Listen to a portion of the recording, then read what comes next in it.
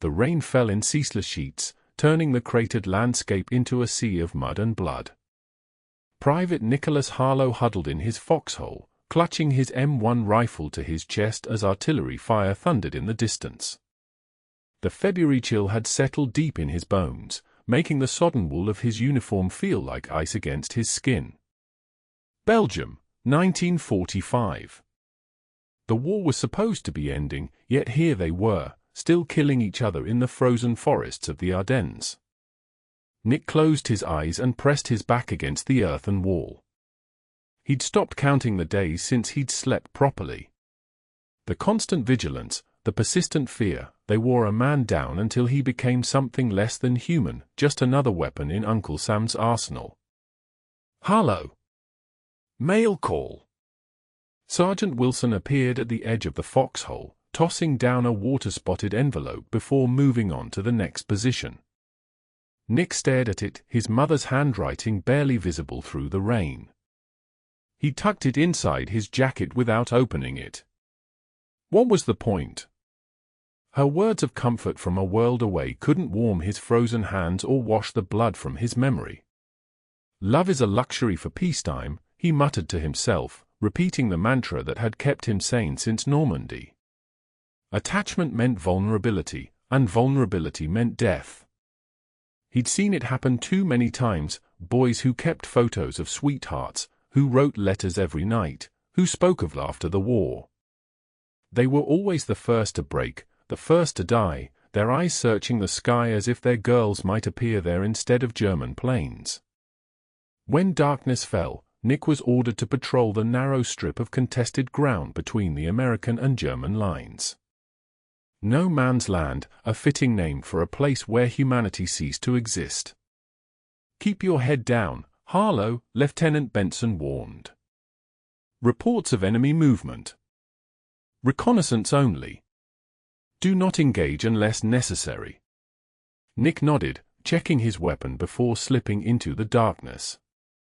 The rain had finally stopped, but fog clung to the shattered trees like funeral shrouds. He moved silently, each step calculated, his senses heightened to the breaking point. Then he heard it, a soft, pained moan cutting through the eerie quiet. Nick froze, rifle raised. The sound came again, unmistakably human but without the distinctiveness of language. Wounded, then. Following the sound, he crawled through underbrush until he spotted a figure slumped against a fallen tree. The uniform was grey, German, but in the moonlight, blood looked the same regardless of which side shed it. The soldier was young, maybe 20, clutching a blooded side where shrapnel had torn through fabric and flesh. Nick should have backed away. Should have reported the position and continued his patrol. That was protocol. That was survival. Instead, he found himself approaching, rifle lowered. The German soldier's eyes widened in terror, his hand fumbling for a side-arm that wasn't there. He said something rapid in German, then, seeing Nick's confusion, switched to broken English. Please. Not shoot. Nick hesitated, finger hovering near the trigger.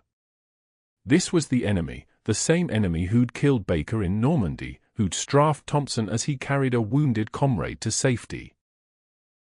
But in the moonlight, the German looked like any of the boys in Nick's unit, scared, cold, far from home. You're hit bad, Nick said finally, keeping his voice low. The German nodded, grimacing. Letters, he gasped, pointing to his breast pocket. If I die, my Catherine. Nick's training screamed at him to remember his duty. Intelligence could be gathered from personal effects. Letters could contain coded information. But when the German soldier withdrew a small packet tied with string, obviously personal correspondence, something shifted in Nick's chest. I'll make sure they get to her, he heard himself say. The German's eyes filled with relief. He pressed the packet into Nick's hands, then winced as pain overcame him again. Nick couldn't leave him there to die slowly. Neither could he bring an enemy soldier back to American lines. With a quiet curse, he slung his rifle over his shoulder and helped the wounded man to his feet. "There's a farmhouse about half a click east," he whispered. "Abandoned. I'll get you there, patch you up, then we're square. Understand?" The German nodded weakly, leaning heavily against Nick as they began their slow progress through the fog-shrouded forest. That night changed everything. The German soldier was Karl Weber, a university student from Munich who'd been conscripted like millions of others. As Nick dressed his wounds using supplies from both their kits, Karl spoke of his home, his family, and the woman he loved, Catherine Brauer, a nurse serving in a field hospital near Cologne.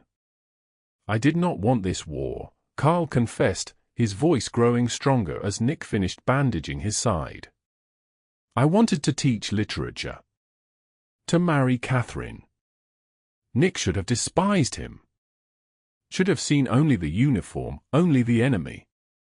Instead, he found himself sharing his own rations, listening to Karl's stories, eventually telling some of his own. "I have wife also," Karl said, pulling out a worn photograph of a striking dark-haired woman in a nurse's uniform. "Catherine sends letters when she can. Last one." He shook his head. 3 months ago. Nick thought of his own unopened letters tucked inside his jacket. How many had he left unread, believing that emotional distance was the only way to survive? "I should get back," he said finally, checking his watch. "Dawn soon." Karl nodded, then reached for the packet of letters Nick had set aside.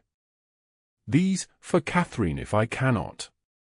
He hesitated, then added, "You have someone to write." Nick started to deny it automatically, then stopped. "My mother. Some friends. No sweetheart though." "No sweetheart." Karl looked genuinely surprised. "Handsome American soldier like you." Despite everything, Nick found himself laughing, a rusty sound he barely recognized. "Guess I never found the time." When he left the farmhouse as first light threatened the eastern sky, Nick had made an impulsive promise to return the next night with more medical supplies.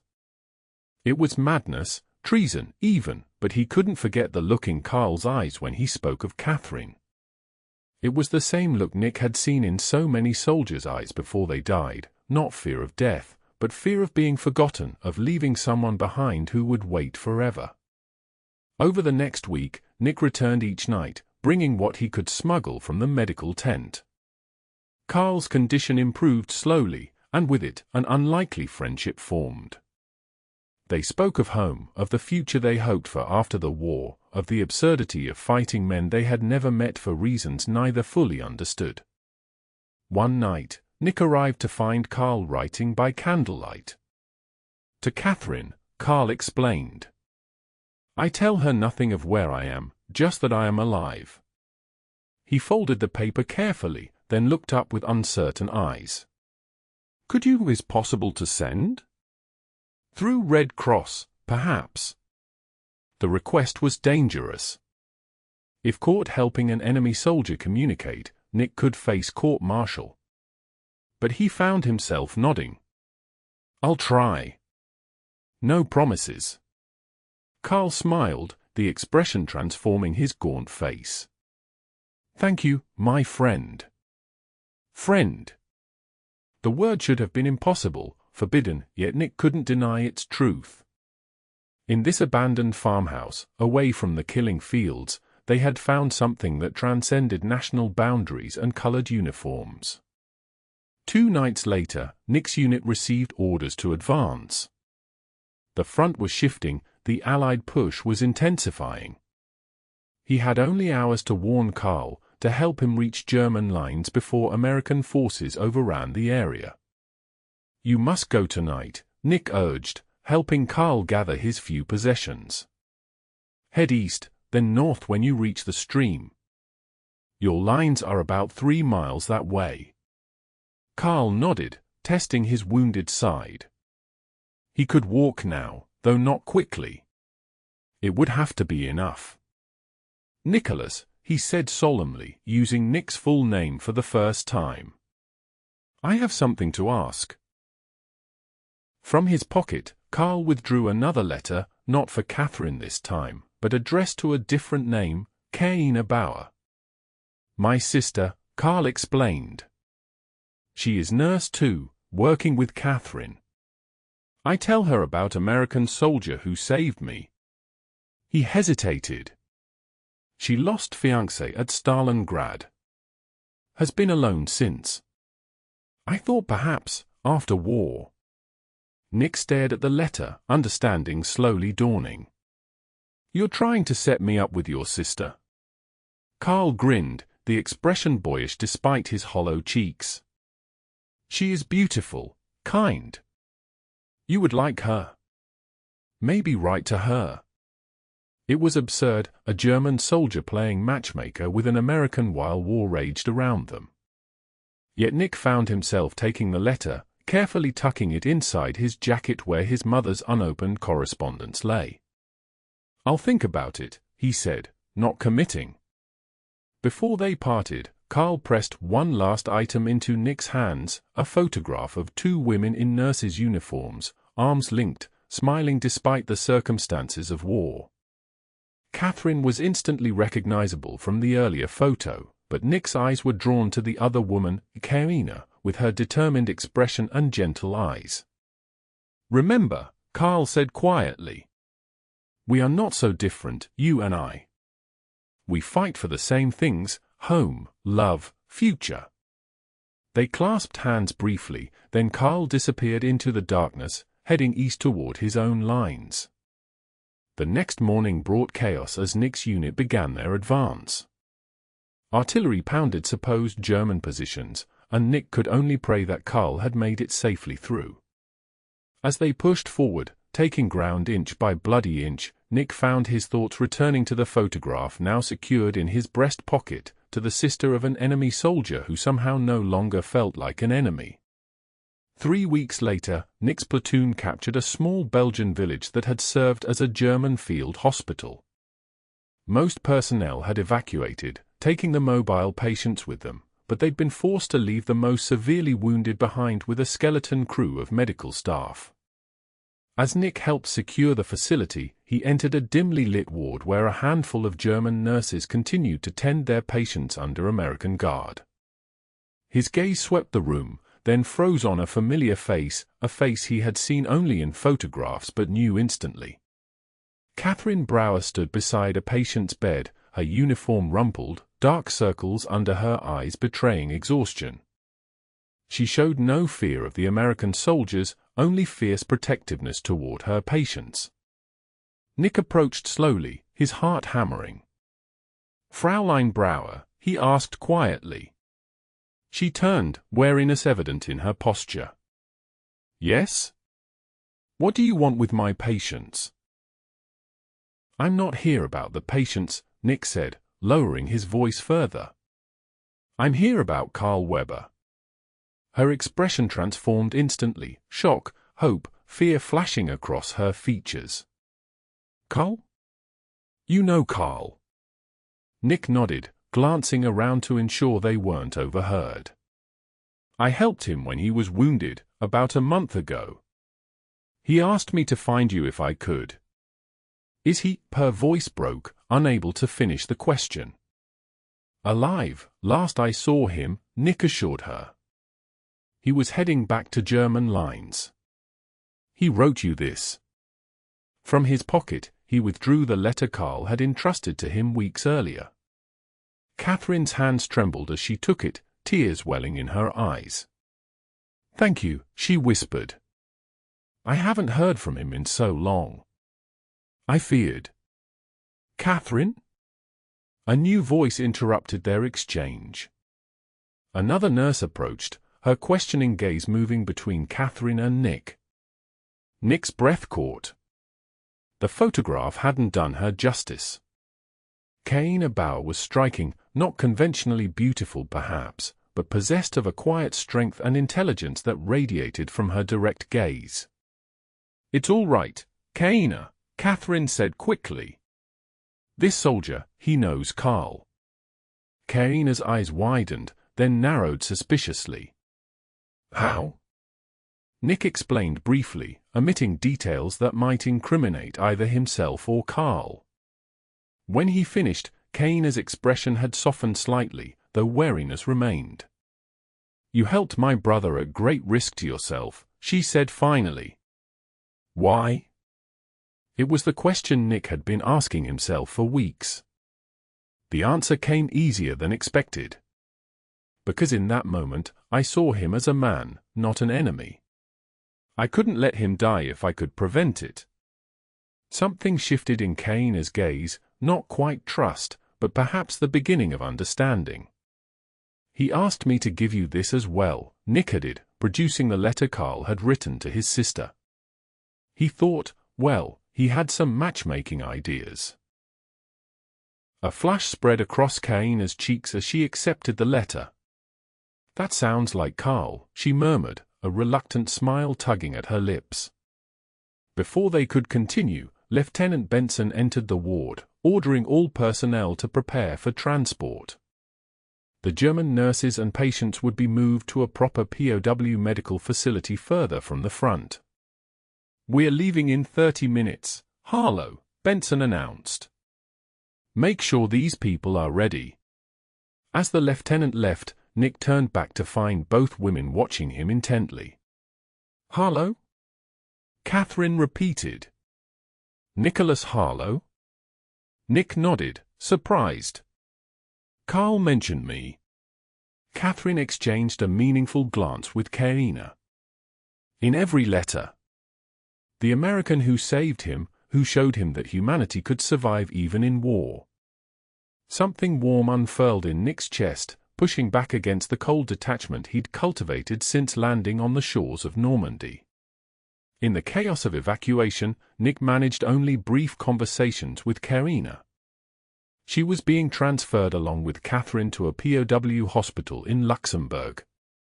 He promised to check on them when he could, though they both knew how unlikely that was in the shifting tides of war. Karl believes the war will end soon, Karina said as they parted. He always was an optimist. Maybe he's right this time, Nick replied. And after? The word hung between them, after. A concept that had seemed pointless to contemplate for so long. After, Karina agreed with a small smile. We shall see. They were separated as American forces continued their eastward push. Nick found himself opening his mother's letters at night, responding with newfound earnestness. He wrote of the countryside, the people, carefully edited versions of his experiences, and in one letter, he mentioned meeting a German nurse named Karina who had challenged everything he thought he knew about the enemy. In April 1945, Nick's unit was approaching the Rhine when a runner brought urgent orders. He was being temporarily reassigned to escort duty for a Red Cross prisoner exchange, wounded German medical personnel being repatriated in exchange for American POWs. Nick scanned the list of names, his heart stopping when he saw it, Karina Bauer. The exchange took place on a bridge spanning a tributary of the Rhine. American and German officials supervised as ambulances from both sides delivered their human cargo. Nick stood at attention, watching as stretchers and walking wounded moved in opposite directions across the neutral ground of the bridge center. Then he saw her, Karina, helping a limping German soldier navigate the uneven surface of the bridge. She looked thinner than before, her uniform hanging loosely on her frame, but her movements remained purposeful, her attention fixed on her patient. Protocol demanded Nick remain at his post. Discipline required emotional distance. Everything he'd believed about survival in wartime told him to stay put, to maintain the separation between them. Instead, he stepped forward, approaching the middle of the bridge where German and American soldiers passed each other without making eye contact. Karina, he called, his voice carrying over the rumble of engines and murmur of official exchanges. She turned, her patient momentarily forgotten as recognition dawned in her eyes. Nicholas? They stood frozen, separated by mere feet yet divided by invisible lines of allegiance, duty, and the war that still raged around them. "I had to see you," Nick said, aware of the curious glances from both sides. "Before you crossed back." Karina hesitated, then spoke quietly to her patient, who nodded and continued toward the German side with another nurse's assistance. She approached Nick, stopping just short of the invisible line that marked the bridge's center. "I received a letter," she said. "From Karl. He's alive, recovering in a hospital near Munich." Relief flooded through Nick. "And Catherine?" "With him." A smile touched Karina's lips. "They were married by a chaplain at the hospital. Karl couldn't wait for the war to end." "Smart man," Nick said. Then, gathering his courage, "I've been thinking about what comes after. When this is all over." Karina's expression softened. "So have I." Nick reached into his pocket, withdrawing a folded paper. "I wrote you a letter. In case." He glanced around at the officials watching them with increasing interest. "In case we don't see each other again before the end." She took it, their fingers brushing briefly. "I wrote one for you as well." From her own pocket, she produced an envelope. "Catherine thought I was foolish, hoping to find you again." "Not foolish," Nick said, his voice low and intense. "The only thing that makes sense in all this madness." A German officer called sharply from the far end of the bridge. Karina glanced back, then returned her gaze to Nick. "I must go." "I know." Nick took a step back, though everything in him wanted to move forward, to cross the line, to go with her. "Read my letter." And after, she repeated, a promise in the single word. As she turned to go, Nick spoke once more, "I'll find you, Karina. When it's over." She looked back, a smile breaking through the gravity of their parting. "I'll be waiting, Nicholas Harlow." Nick watched her cross to the German side, his letter clutched in her hand, hers burning like a beacon in his own pocket.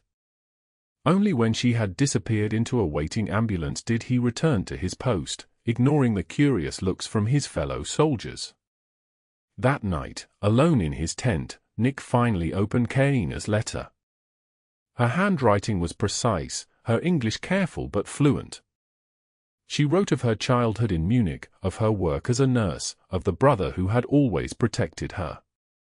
And she wrote of a future she could now imagine, a future where uniforms and borders no longer separated people who had discovered their common humanity.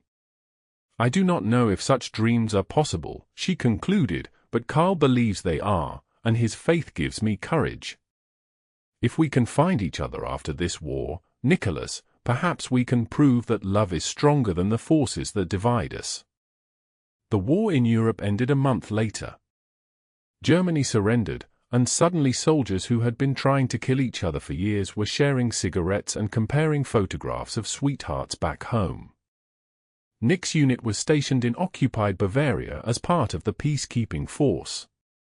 As soon as he could secure leave, he made his way to Munich, Karina's letter and the address she had provided guiding him through the bombed-out streets of a once proud city.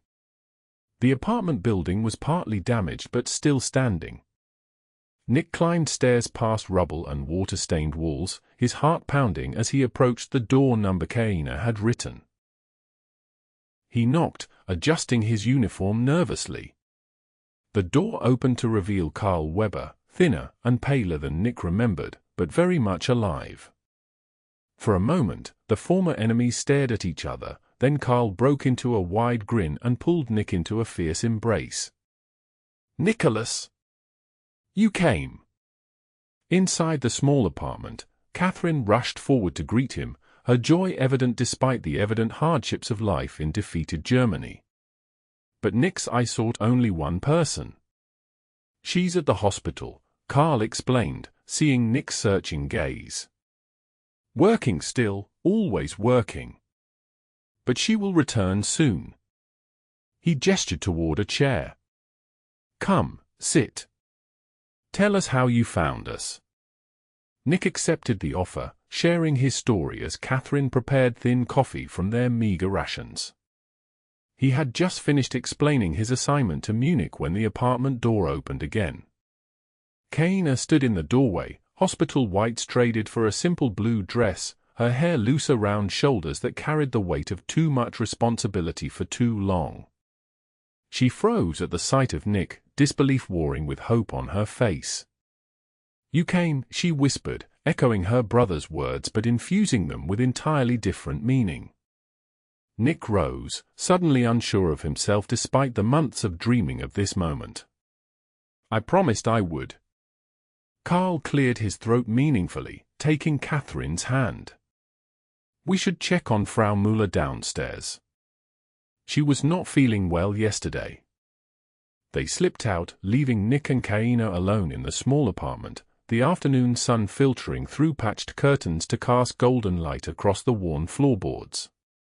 Your letter, Karina said finally, breaking the silence. I've read it so many times the paper is wearing thin. I meant every word, Nick replied. She crossed to where he stood, close enough that he could see the flecks of gold in her brown eyes. Even the part about wanting to build a life together? An American soldier and a German nurse. Especially that part. Nick took her hands in his. The world's changing, Karina. Borders are opening. There's talk of American wives being allowed to join husbands stationed here. American wives. A smile tugged at her lips. That's quite presumptuous, Nicholas Harlow. He laughed, the sound free and genuine in a way he hadn't felt since before the war. Maybe so. But I've learned that life is too short and too precious to waste time on what ifs and maybes. Karina's expression grew serious. It won't be easy.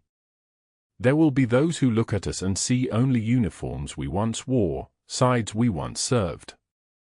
Let them look, Nick said firmly. We know better. We've seen beyond those divisions to what matters, to the humanity that connects us all. As the setting sun painted the damaged city in hues of gold and amber, Nick and Karina stood together at the window, his arm around her shoulders as they looked out at a world slowly beginning to heal. Do you think we can really make it work? Karina asked softly. After everything? Nick thought of the letters they had exchanged across battle lines, of the trust formed in an abandoned farmhouse, of the bridge where they had stood divided yet connected. He thought of Karl and Catherine, finding love amid destruction, choosing hope over hatred. I do, he said, turning to face her fully. Because love isn't a luxury, Karina. It's a necessity. It's what makes us human even when the world tries to turn us into weapons against each other. As their lips met in a kiss that had waited through war and separation, across enemy lines and national borders, Nick knew that his transformation was complete. The soldier who had once believed emotional distance was the key to survival had discovered a profound truth. It was connection, to other humans, to love, to hope for the future, that made survival meaningful. In the spring of 1946, beneath blooming cherry trees in a Munich park slowly recovering from war, Nicholas Harlow and Karina were married in a small ceremony. Karl stood as best man, Catherine as maid of honor. Their vows, spoken in both English and German, bridged the worlds that had once pitted them against each other. When they exchanged letters, the same ones that had crossed battle lines unread by censors, preserved through the destruction of war by the compassion of enemies who saw beyond uniforms, Nick and Karina promised to keep them always, testimonials to a love that had found its way home through the darkest of times.